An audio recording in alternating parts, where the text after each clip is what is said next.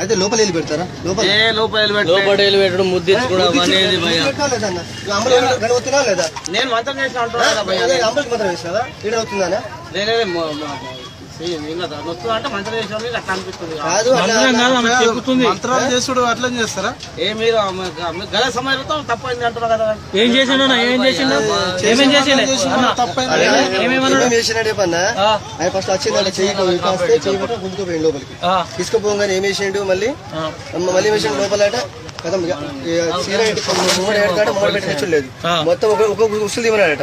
ఒకటి తీయమంటే ఒకటి తీసిందట, ఏమో చూస్తారని డాక్టర్ చూసా అని చెప్పేసి మళ్ళీ రెండు తీసేవాడు. ఇదనే మళ్ళీ మొత్తం ఇప్పేసిండు. టోటల్ మొత్తం బ్లౌజ్ మొత్తం తీసేసిండు.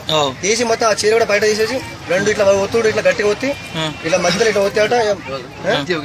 అట్లా ఒత్తుడు మళ్ళీ నాలుగతోనే మన ఏమంటారు దానికి రొమ్ముకు దానికి నాకాలన్నట్టు దానికి దాన్ని నాకుడట. మళ్ళీ కిందికి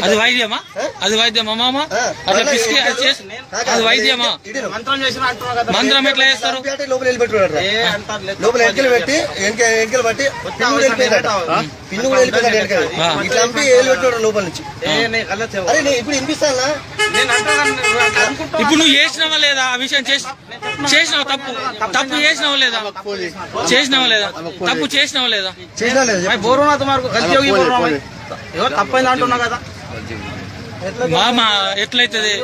లేదు మామ, అట్లా అనుకోకూడదు. మీరు అవసరం లేదు, లేదు. ప్లీజ్ మేము దీన్ని మాత్రం ఇడ్చబెట్టాం, ఇడ్చబెట్టాం. ఇలాంటి మా వాళ్ళు కూడా వచ్చిర్రు, వాళ్ళు కూడా బయట చెప్పలేరు కావచ్చు. అంతేనా? అది కాదు మామ, తప్పైంది అంటాం. గల్తీ దమ్ ఖరాబ్ గల్తీ అయింది, తప్పైంది. ఆమె ఆ విధంగా చేసినావా లేదా? నేను తప్పైంది అంటున్నా కదా, నేనే అంటున్నా కదా తప్పైంది. తప్పుకు శిక్ష అనేది ఒకటి ఉంటది. తప్పుకు శిక్ష అనేది ఒకటి ఉంటది. అన్న 500 డబ్బులు తీసుకున్నాడే మళ్ళీ డబ్బులు తీసుకున్నాడు. అట్లా 500 మామ, అది కరెక్ట్ కాదు. 500 ఇగో అన్నతో మాట్లాడు. అన్నతో వేరే అన్నతో అమ్మా అట్లా కాదమ్మా.